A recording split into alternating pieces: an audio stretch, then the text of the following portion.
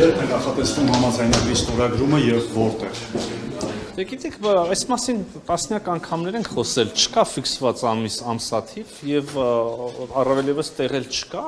Մենք հայտնել ենք, որ մենք պատրաստ ենք օր առաջ սկսել հենց այս պահին ես պատրաստ եմ սկսել խորհրդակցություններ ադրբեջանական կողմի հետ այն մասին, թե որտեղ եւ երբ լինի այդ պայմանագրի ստորագրումը։ Իհարկե գաղտնիք չգիտենք նաեւ ադրբեջանական կողմի մեկնաբանությունը եւ պայմանը սրա հետ կապված։ Մենք այդ պայմանը չենք ընդունում, դա մեր բանակցային իրենք պարզ է խոսում ենք այդ մասին, բայց այդ այսինքն իրենք հայտնում են այդ մասին եւ հրապարակային եւ հանդիպումների ընթացքում մենք դա որպես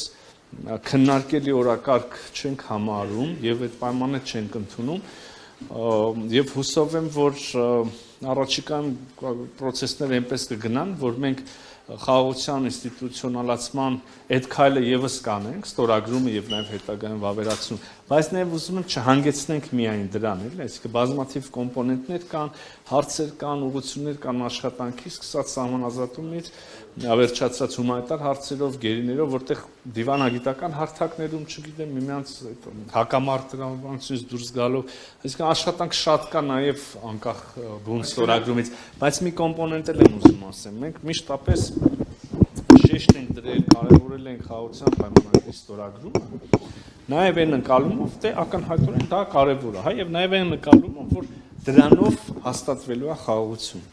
Հիմա այն պայմաններում եւ այն հնչեղությամբ, որտեղ ունեցավ նախաստորագրումը եւ ուղեկցելով նաեւ հռչակագրով, որը երկրների առաջնորդները ստորագրեցին, եւ նաեւ ասին գրեթե բոլոր պետությունների, մոնորակի բոլոր պետությունների միջազգային կառույցների կողմից ողջունելը եւ նաեւ հենց երկրների ղեկավարների կողմից այդ պահին, այդ ստորագրումից հետո մեդիայի հետ շփման ընթացքում եւ հետո էլ մինչ օրս հնչող հայտարարությունները անընդհատ հավաստում են, որ խաղաղությունը հաստատված է, անընդհատ նորից երկրների ղեկավարները վերահաստատում են իրենց հանձնառությունը պահել եւ զարգացնել խաղաղությունը եւ այս առումով այն կարևոր հանգրվանը, որ մենք ուզում ենք խաղաղություն հաստատում ստորագրությամբ, հա, տեղի է ունեցել մեջ իհարկե նախաստորագրությամբ, բայց նաև մնացած ամեն ինչով, որ արդեն նկատեցի, եւ գուցե մի քիչ էլ չափազանցություն լինի, բայց օրինակ կարծիք կա, որ այս սրա ֆոնին եւ սրա պայմաններում այդ ստորագրումը միգուցե նաև արդեն գործընթացի ավելի շատ տեխնիկական շարունակություն է եւ ինստիտուցիոնալացում է ժամկետ մոտավոր շատ եւ ձեր նշած այդ բաղադրիչները այդ հարցերը որոնք դեռևս դուրս չեն սահմանազատում ապաշրջափակում դա լինելու է ստորագրումից հետո թե մինչեւ ստորագրումը բոլորովին կապ չունեն իրար հետ ուրեմն սահմանազատումը սկսվել է շատ ավելի շուտ 12 կիլոմետր եւ ավելին եղել է կա ընկալում ոնց է շարունակվելու որտեղով հայ եւ այլն ենթակառուցվածքների մասով հենց այսօր մենք աշխատում ենք ամերիկյան կողմի հետ թրիփ ուղու ուրեմն իրականացման շուրջ մասնավորապես պայմանագիր պետք է լինի մեծ հաշվով Հայաստան հայ-ամերիկյան, հա, որտեղ ընկերություն պետք է հիմնվի, որը պետք է նաեւ այդ կառուցապատում իրականացնի եւ այլն, հա Էլի այս առումով եւս չենք սպասում, երբ որ պատրաստ կլինի բոլոր այդ իրավապայմանագրային կոմպոնենտները, մենք կսկսենք շինարարությունը, երբ որ կլինի շինարարությունը, մենք կբացենք բանը, սրանք process-ներ են, որոնք զուգահեռ են ընթանում եւ մեկը մյուսից հետո կամ առաջ լինելու խնդիր չունեն։ Պարոն Միրզոյան, վերջնական ստորագրման համար հիմա հասկանանք հապաղումը ում կողմից է, Ադրբեջանն է որոշակի խնդիրներ ստեղծում, այսինքն ինչ հարցերն են առաջնային դրվում, որը կանխում է դեռևս վերջնական ստորագրումը։ Շնորհակալ եմ, մեծ հաշվով ոչ մի գաղտնիք չկա այստեղ եւ նոր բան ասել չենք կարող, հայտնի Ադրբեջանը ինքն է նաեւ ասում, իրանք շատ որոշակի պայման ունեն, որի պայմաններում տեսնում են հնարավոր այդ ստորագրումը, մենք չենք կիսում այս մոտեցումը։ Ասում ենք խաղաղությունը հաստատված, ասում ենք, որ փոխադարձ վստահության ամրապնդման գործընթաց կա, ասում ենք, որ 1000 հարցի շուրջ կարողանում ենք օրինակ ապաշրջափակման համաձայնել, չէ՞։ Այս ամենով հանդերձ իհարկե կան բաներ, որտեղ իրար հետ դեռ չենք կարողանում համաձայնվել։ Եվ մեկը հենց ձեր ասածն է, իրանք կարծում են, որ մենք պետքա սահմանադրությունը փոխենք, որից հետո ստորագրեն, մենք կարծում ենք, որ մեր սահմանադրության մեջ խնդիր չկա, ավելին մենք կարծում ենք, որ եթե դա խնդիրը կարա որևէ կերպ մեկնաբանվի, ապա ել ավելի շատ կարանք այդ նույն հավակնությունը ներկայացնենք իրանց սահմանադրությանը, բայց նաև հարցը լուծված է պայմանագրում, այսինքն նոր բաներ չեմ ասում։ Եվ միևնույնն է, այստեղ չունենք փոխըմբռնում, որևէ այլ պայման կամ նախապայման չկա։ Սահմանադրությունը այս պահին ֆիքսում են միայն այդ իրենցից դա ենք լսել, այո։ Պարոն Միրզոյան, կա քննարկում Բաքվի Անկարայի հետ հաջորդ տարի Երևանում կայանալիք Եվրոպական գագաթնաժողովին ներկայանալու են թե ոչ եւ ինչ մակարդակով են ներկայանալու։ Այո, եւ մենք հրավերներ ենք ներկայացրել ու փաստաթղթային դեռ չենք ուղարկել, բայց բանավոր հրավիրել ենք ամենաբարձր մակարդակով մասնակցելու։ Ալիևին եւ Էրդողանին։ Այո։ Իսկ բանավոր քննարկումներ կան, ինչ տրամադրություններ են գալու։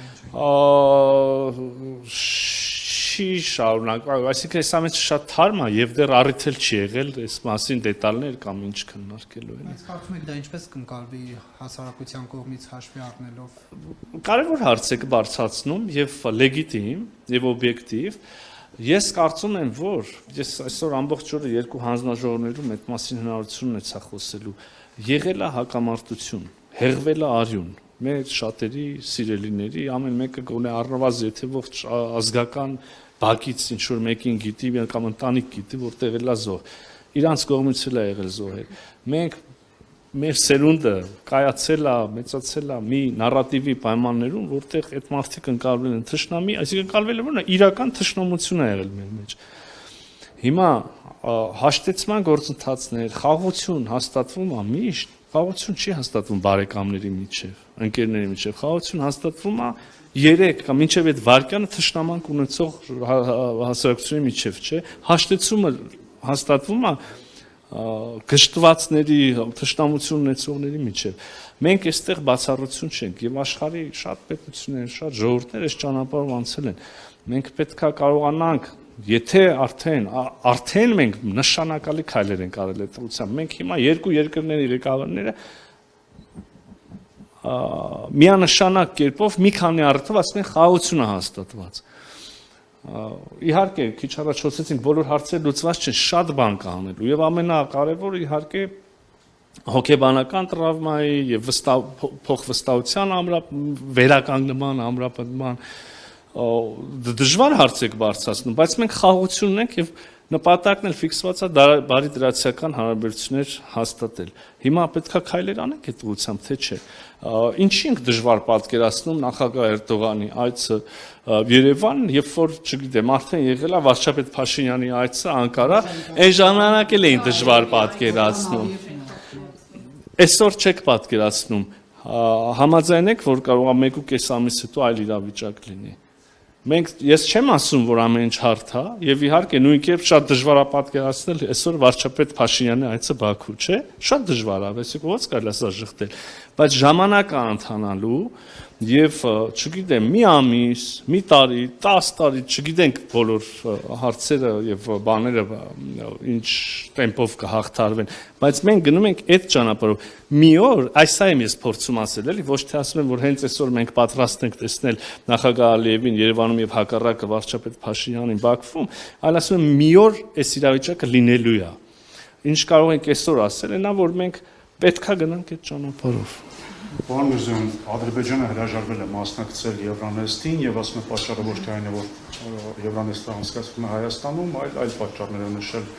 ինչպես մեր հետ կապ չունեցող։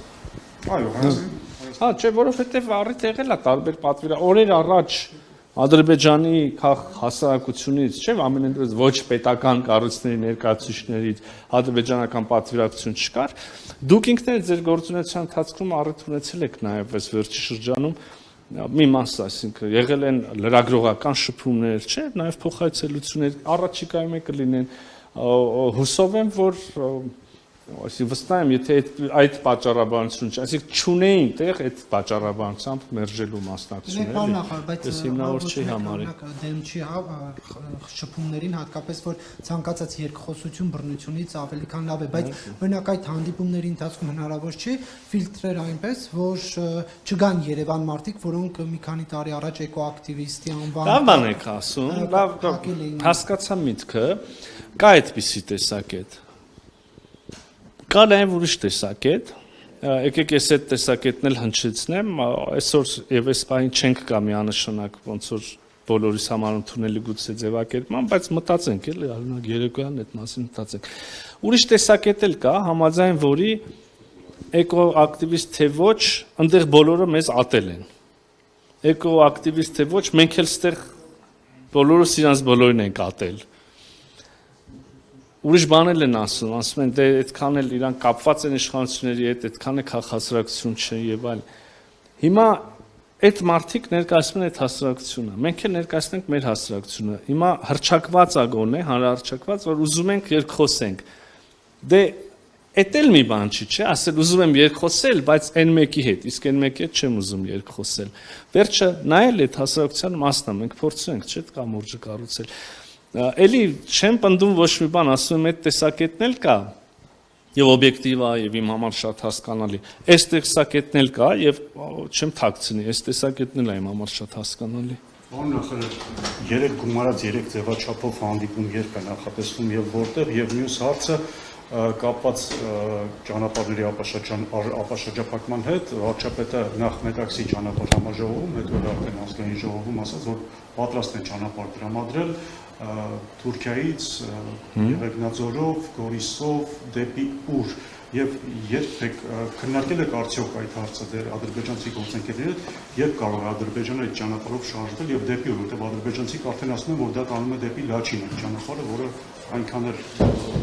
հասկանալի չէ իրենց համար Գորիսով դեպի Դե մենք նախկինում տարբեր առիթներով ենք ասել, որ պատրաստ ենք, որ սահմանները բացենք եւ շարժը վերականգնվի եւ իհարկե Ադրբեջանի վերջին հայտարարությունը այն մասին, որ հանում է արգելքը Հայաստանի համար նախատեսվող բեռների տարանցման, շատ ողջունելի է այն տրամաբանությամբ, ինչը որ քննարկում ենք, հենց այդ հաշտեցման, խաղաղություն կառուցելու տրամաբանությամբ եւ հարաբերություն վերականգնելու, ինչի մասին քիչ առաջ ասում էի, մենք էլ մեր կողմից այսօր առավոտ էլ վարչապետը էլի կրկնեց, որ մեր կողմից պատրաստ ենք Թուրքիայից օրինակ Ադրբեջան գնացող բեռների համար եւ հակառակ ուղղությամբ մեր սահմանները բացել եւ կարող են չգիտեմ ինչ տեխնիկական լուծումների դեռևս ժամանակ կա թե չէ, կարծում եմ շատ արագ լուծվող հարց են, եթե դեռ որևէ բանի կարիք կա, օրինակ սահմանին կոնկրետ ենթակառուցվածքի հիմնադրման թե չէ, բայց մենք էլ պատրաստ ենք շատ արագ այդ հարցը լուծել եւ կարող ենք թույլ տալ, այսինքն թույլ տալիս ենք, պետք է հնարավոր դարձվի ֆիզիկապես լինի այդ տարանցումը օրինակ դեպի Ադրբեջան կամ Ադրբեջանից դեպի Թուրքիա։ Կան բանակցություններ երբ են երբ նախատեսում անցնել այդ ճանապարհով, այդպիսի առաջարկներ։ Չկա այդպիսի բան կոնկրետ խոսակցություն։ Հուսով եմ շատ շուտ կհասնենք նաև այդ կոնկրետ խոսակցությանը, ի վերջո ապաշրջափակում մեծ հաշվով նաև դրա մասին է։ Իհարկե այստեղ Թուրքիայի կոմպոնենտն էլ կա, մենք շատ ինտենսիվ երկխոսություն ունենք Թուրքիայի հետ, ես կարող եմ նաև իմ դիրքորոշում եմ իմ գնահատական ասել, ինքս շատ լավատես եմ այս առումով եւ կարծում եմ, որ առաջիկայում պետք է որ շատ շոշափելի արդյունքներ ունենան Հայաստան-Թուրքիա երկխոսությունը նաև։ Երեք գումարած երեքը իրականում գիտեք մենք առիթ ունեցել ենք ասելու որ մենք այդ ֆորմատը ձևաչափը շատ կարևորում ենք ընդհանրապես մենք խոսում ենք եվրոպական ինտեգրման մասին մենք եվրասիական ինտեգրացիայի մասին չէ բայց երբեք սա չի թե պակաս կարևոր դարձնում մեր համար մեր անմիջական հարևանների հետ հարաբերությունները այս առումով անմիջական մերձավոր հարևանները 3+3 ֆորմատը իհարկե մեր համար շարունակում է կարևոր մնալ այնտեղ տեխնիկական էր խնդիրը իրականում բոլոր մայրաքաղաքներում հանդիպումները մնացյալ մայրաքաղաքներում հանդիպումները իրականացնելուց հետո այժմ մեր եւ Ադրբեջանին հերթը հյուրընկալելու այդ ձևաչափը նախարարական հանդիպումը եւ մենք հիմա Ադրբեջանի հետ քննարկում ենք հերթականությունը իհարկե եթե մի բան հասնում է մեր եւ Ադրբեջանի քննարկմանը իրան առանձին վակուումով դիտարկելը մի քիչ դժվար է եւ կազմա բանա ուզած չուզած որևէ կերպ շահկապվում է Հայաստան-Ադրբեջան կարգավորման առնչվող բազմաթիվ այլ հարցերի բայց երևի թե առաջ կա այստեղ էլ ինչ-որ լուծման գտնում։ Պարոն Գժյան, պարզապես ձեր ասացիք մի ճշտում, ասացիք շոշափելի արդյունք կլինի Թուրքիա-Հայաստան հարաբերություններում, ինչ նկատի ունեք, ինչ արդյունքների մասին։ Նկատի ունեմ շոշափելի արդյունք, այնքան շոշափելի, որ այստեղ ներկա որևէ մեկի մոտ կասկած չթողի, թե մենք հենց այդ շոշափելին նկատի ունենք։ Շնորհակալություն։ Վերջին հարցը, բայց խնդրեմ հա, դուք չտվեցիք, օքեյ։ Ոլորտից մի հարց, պարոն Միրզոյան, քաղաքացիական պայմանագիր կուսակցության համաժողովի ժամանակ հռչակվեց 4-րդ հանրապետության հռչակումը որպես առաջիկա ռազմավարական անելիք, պարոն նախարար, հետաքրքիր է դուք այդ գաղափարի քննարկմանը որպես կուսակցական մասնակցել եք թե ոչ, եւ ինչպես եք պատկերացնում 4-րդ հանրապետության իրավաքաղաքական գործարկումը։ Շատ հետաքրքիր հայեցակարգային փիլիսոփայական հարց եք բարձրացնում, սրա շուրջ կարող ենք երկար խոսել, երևի թե դեֆինիցիաների ճշգրտման անհրաժեշտություն կարող է առաջանալ, թե ինչ նկատի ունենք 4-րդ հանրապետություն ասելով, բայց մեծ հաշվով հասկանում ենք, չէ՞, ինչ նկատի ունենք, այսինքն կարող ենք նաև այդքան այդ ուղղությամբ չգնալ, ես ուզում եմ միանգամից ձեզ ասել, ես 4-րդ հանրապետության ստեղծման մասին միտք առնվազն, եթե չասեմ թղթին տված առաջարկ արել եմ դեռևս 2018 թվականի հոկտեմբերին, հետևաբար երևի մնացած հարցի կտորը մի քիչ ավելորդ է։ Ու այդ թող երևի մի քիչ իրավաբանների ասելու միջամտության կարիք կա, մի քիչ ստեղ կդժվարանամ ես սպառի չպատասխան տալ։ Շնորհակալ եմ։ Միրզոյան աջակցում եք Փաշինյանին հակակատողի ողջունական արշավին։